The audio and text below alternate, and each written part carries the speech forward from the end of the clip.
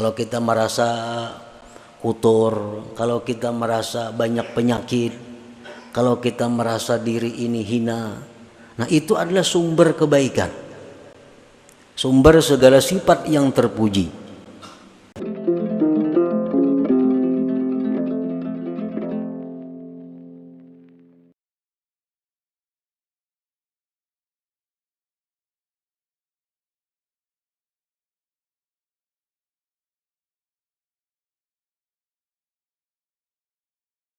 Hikmah yang ke-35 dari Al-Hikamil Ata'iyah. Berkata Imam Ahmad bin Ata'illah As-Sakandari rahimahullah, aslu kulli ma'siyatin wa ghaflatin wa syahwatin ar-ridha 'anin nafsi, wa aslu kulli ta'atin wa yaqzatin wa iffatin 'adamur ridha minka 'anha, wala an tashhaba jahilan la yarda an nafsihi khairun laka min an tashhaba aliman yarda an nafsihi, fa ayyu ilmin li alimin yarda an nafsihi wa ayyu jahlin li jahilin la yarda an nafsihi. Yang artinya bermula asal sumber tiap-tiap maksiat, kelalaian dan keinginan-keinginan jahat, sumbernya adalah ridha daripada diri, senang daripada diri. Dan bermula asal sumber tiap-tiap taat dan bangun, jaga serta iffah, ketiadaan ridha engkau daripada diri. Dan sungguh bahwa kamu berteman orang yang jahil, yang tidak ridha daripada dirinya, lebih baik bagi engkau daripada berteman orang yang alim, yang ridha daripada dirinya. Maka apa jua ilmu bagi orang alim itu yang dia ridha daripada dirinya, dan apa jua kejahilan bagi orang yang jahil yang dia tidak ridha daripada dirinya. Nah, itulah hikmah yang ke-35 dari Al-Hikam Al-Ata'iyah ini. Para muhibbin rahimakumullah, maksudnya daripada hikmah yang ke-35 itu adalah istihsanun nafsi wa tazkiyatuha wa i'jabuha aslu kulli ma'siyah wa aslu jami'i sifatil mazmumat. Bermula menganggap baik diri, menganggap baik diri, menganggap bersih diri, dan takjub dengan diri, itu merupakan sumber segala maksiat dan sumber sekalian sifat-sifat yang tercela. Kita merasa diri kita ini sudah baik, kita merasa diri kita ini sudah bersih. Nah, apabila kita merasa demikian itu, maka perasaan itu adalah merupakan sumber kemaksiatan dan sumber segala sifat-sifat yang tercela.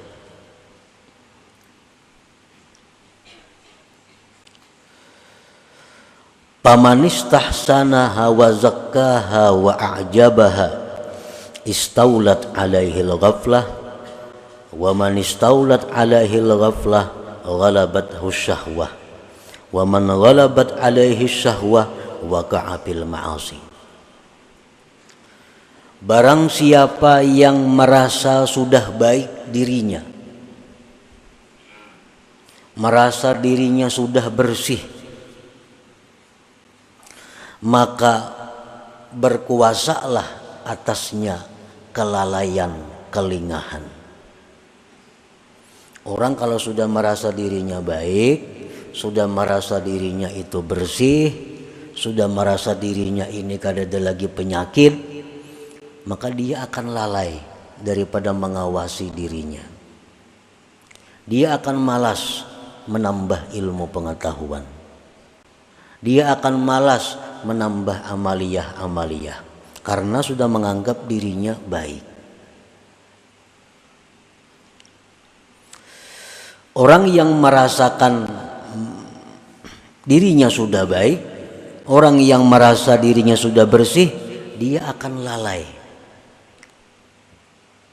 Dan orang yang lalai itu dikalahkan oleh syahwat, oleh keinginan-keinginan yang negatif, yang tidak baik.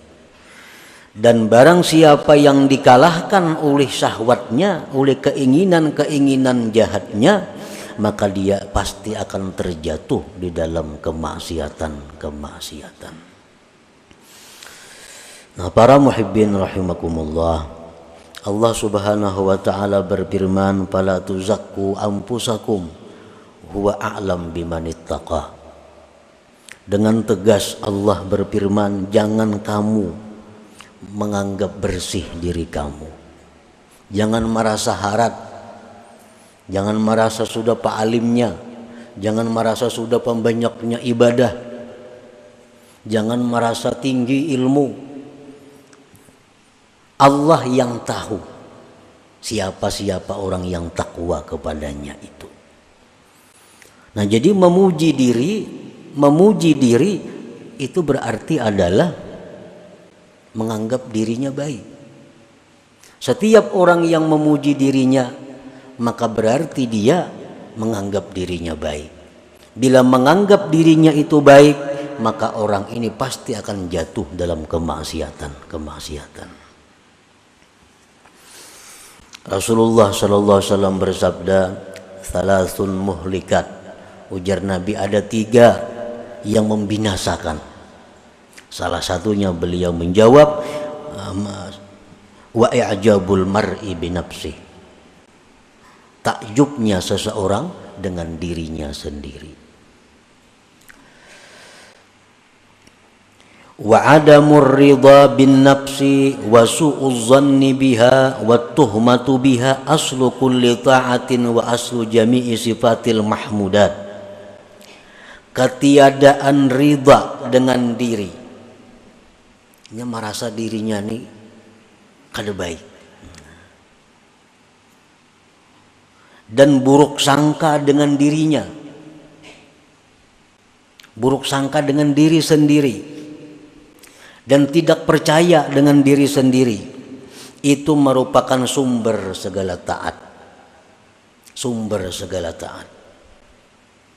dan sumber sifat-sifat yang terpuji. Kalau kita merasa kotor, kalau kita merasa banyak penyakit, kalau kita merasa diri ini hina, nah itu adalah sumber kebaikan, sumber segala sifat yang terpuji.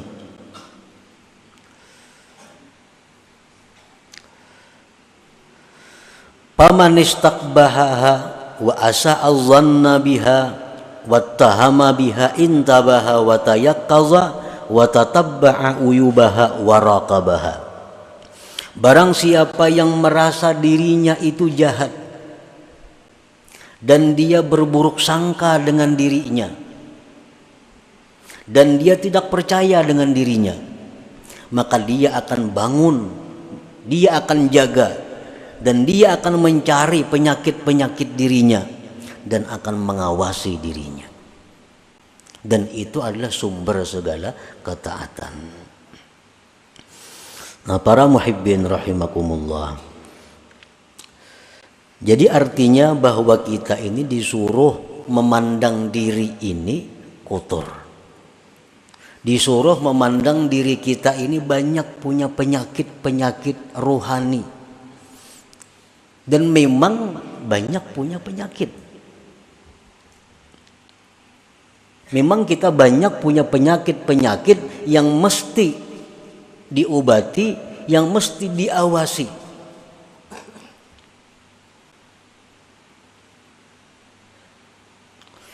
Imam Ghazali rahimahullah berkata, "Idza aradallahu bi'abdin khairan bassarahu bi'uyubi nafsih." Apabila Allah menghendaki seorang hamba itu menjadi seseorang yang baik, Allah perlihatkan penyakit-penyakit dirinya.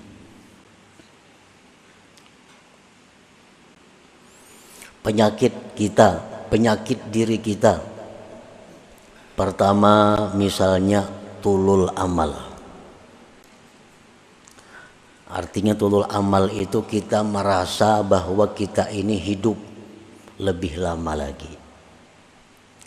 Kita menyangka bahwa minggu depan kita masih hidup.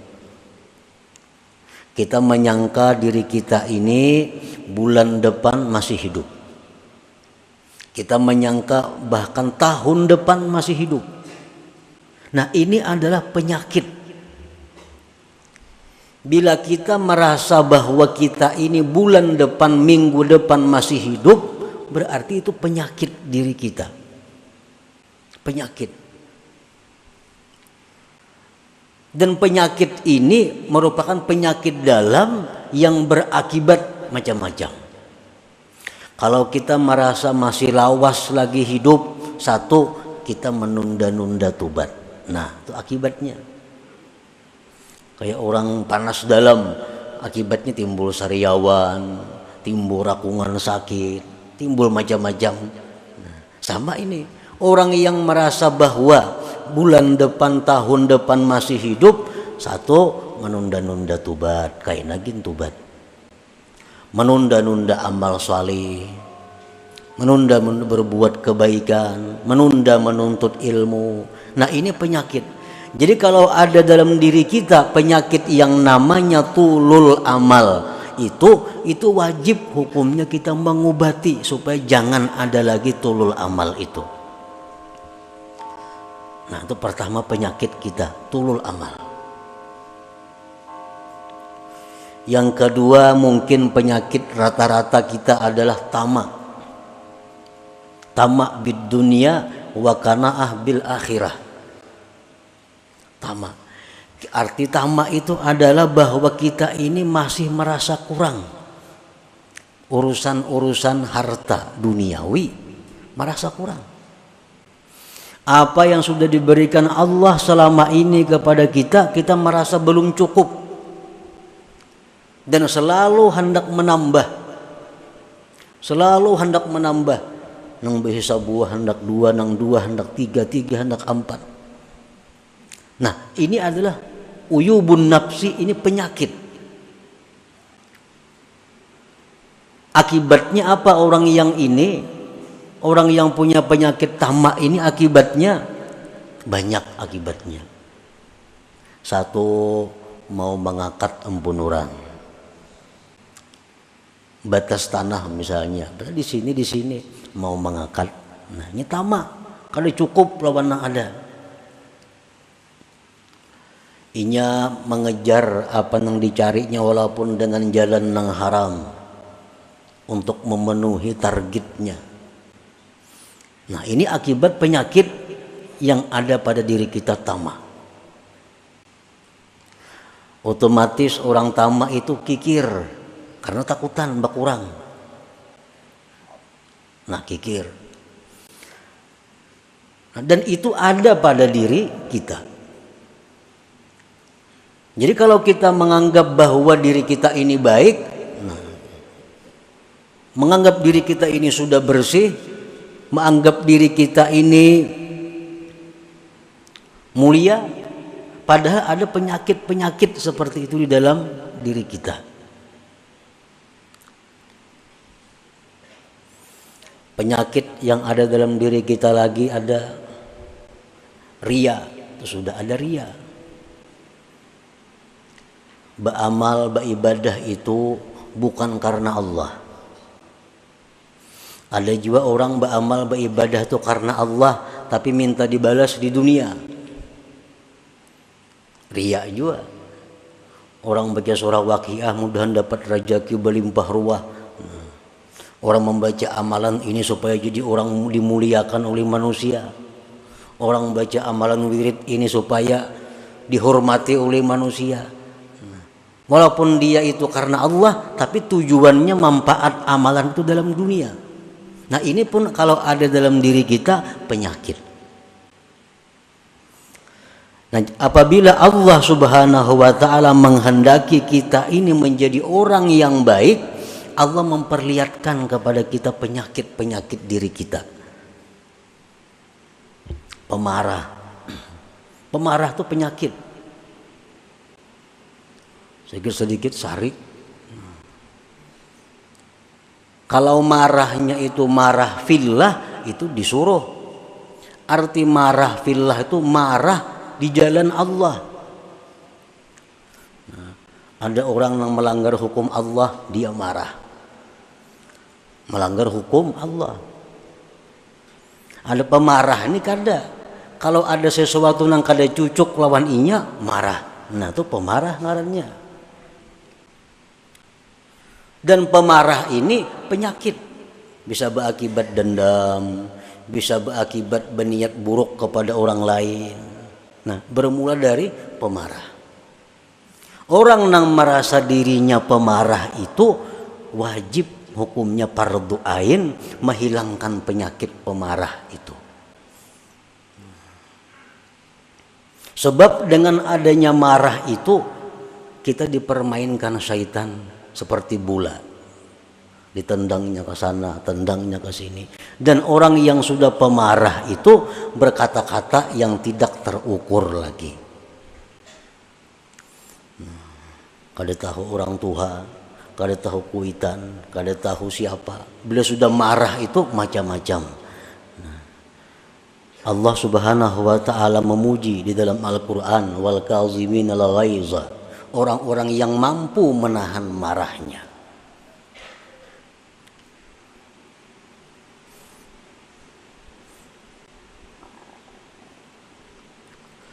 Nah, para muhibbin rahimakumullah, ada sombong dalam diri kita. Nah, semua itu penyakit. Tetapi penyakit ini selama kita masih hidup, nah, belum kelihatan, belum terasa. Begitu kita mati, maka penyakit ini akan menjadi serigala, menjadi kala, menjadi ular yang menggigit kita. Nah, penyakit itu.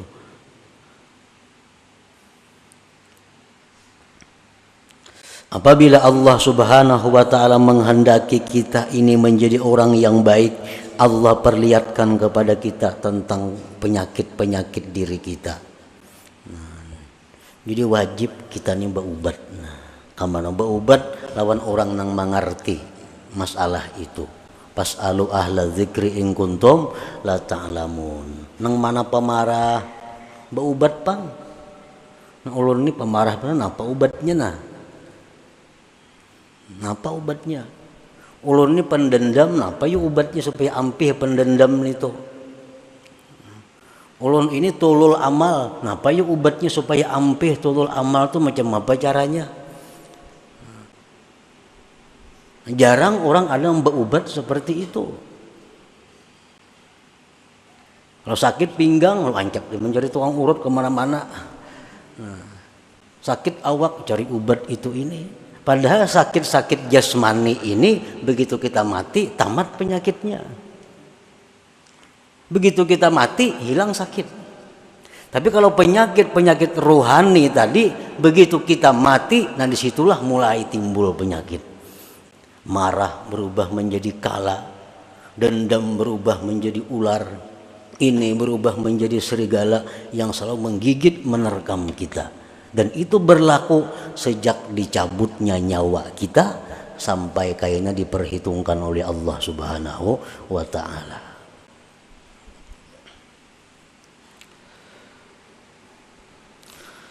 Para muhibbin rahimakumullah. Qala Abu Habsin radhiyallahu anhu mundu arba'ina sanatan i'tikadi fi nafsi anna Allah yanzuru ilayya nadhara sukhti. Ujar Abu Hafs radhiyallahu anhu berkata, sejak 40 tahun aku ini berkeyakinan dalam diriku bahwa Allah itu marah kepadaku. Padahal ini orang wali, Abu Habsin radhiyallahu an. Ujar Sayyidina, sejak 40 tahun yang lalu aku tuh berkeyakinan dalam hatiku ini Allah tuh selalu marah kepadaku.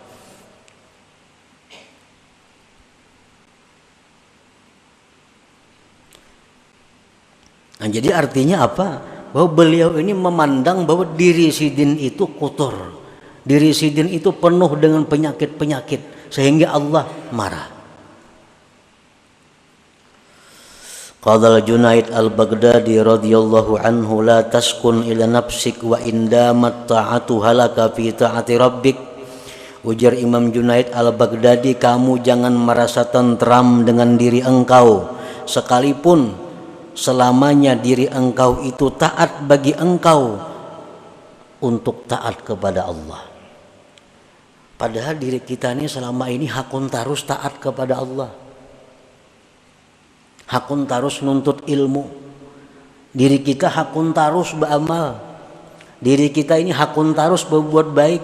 Walaupun demikian, jangan kamu merasa tentram dengan diri itu, karena satu saat diri ini bisa berubah menjadi yang jahat. Berkata lagi sebagian ulama, wa man nadhara ilaiha bistihsani syai'in minha faqad ahlakaha. Barang siapa yang memandang kepada dirinya dengan menganggap baik sesuatu daripada dirinya, maka itu mencelakakannya. Nah, para muhibbin rahimakumullah. Jadi kita menuntut ilmu, kita membaca ilmu, mendengar ilmu, itu merupakan tanda dari sekian banyak tanda yang menunjukkan bahwa kita ini adalah orang yang tidak baik. Kita orang yang tidak baik. Jakanya kita merasa diri kita baik, kita sudah menuntut ilmu lagi. Nah, kita menuntut ilmu ini tandanya bahwa Allah masih menghendaki kita ini orang baik. Kita menuntut ilmu itu adalah tanda bahwa Allah menghendaki kita menjadi orang yang baik. Nah, bila kita sudah malas menuntut ilmu, kita malas sudah mencari kesalahan diri, nah ini alamat bahwa Allah sudah meninggalkan kita. Allah sudah berpaling daripada kita, dan itu tanda kebinasaan kita. Nah, para muhibbin rahimakumullah. Fasuhbatu man lam yarda bi nafsihi walau kana jahila khairun laka wa anfa min suhbati man yarda bi nafsihi walau kana alima. Bersahabat bakawan lawan orang nang menganggap dirinya hina. Kita bersahabat lawan orang yang menganggap dirinya banyak penyakit. Kita bersahabat lawan orang yang merasa dirinya kotor. Walaupun dia jahil orangnya, lebih baik bersahabat dengan itu daripada kita bersahabat orang yang merasa dirinya selamat, merasa dirinya baik, merasa dirinya terpuji, walaupun dia adalah orang yang alim. Ini ada orang kada alim, tapi ini merasa dirinya tuh kotor, merasa dirinya itu kada baik, merasa diri itu jauh daripada rahmat Tuhan. Padahal orangnya kada berilmu kada. Nah, baik itu kita kawani, kita temani daripada orang yang merasa dirinya ini bersih, yang memuji-muji dirinya, berkisah keistimewaan dirinya, walaupun dia aliman, walaupun dia alim. Nah, itu maksudnya tadi, la'an tashaba jahilan la yarda an nafsi khairun laka min an tashaba aliman yarda an nafsi. Nah, para muhibbin rahimakumullah. Jadi kesimpulan yang ada di dalam hikmah ke-35 ini, hendaknya kita adalah mencari penyakit-penyakit rohani kita. Nah, kita cari diri kita ini apa kelemahannya, Mungkin ada tama, ada sombongnya, ada riyaknya, ada bakhilnya, ada dendamnya, ada. Nah, kita cari kesalahan diri kita. Nah, imbah itu hanya kita berusaha mengobatinya. Takunakan. Nah, ulun ini adakah ini penyakit nah. Nah, apa yang bagus amalannya supaya penyakit itu hilang? Pemantang-pemantangnya apa? Karena setiap obat itu pasti 3 hal. Pertama ilmu, yang kedua keadaan, yang ketiga amal. Itu obat setiap penyakit. Ilmu, yang kedua keadaan, yang ketiga adalah amaliyah. Nah, jadi kalau kita selalu ria, apa ilmunya supaya jangan ria? Kayak apa keadaannya supaya jangan ria? Apa amalannya supaya jangan ria? Nah, setiap penyakit pasti diobati dengan 3 perkara itu. Nah, para muhibbin rahimakumullah, selanjutnya hikmah yang ke-36.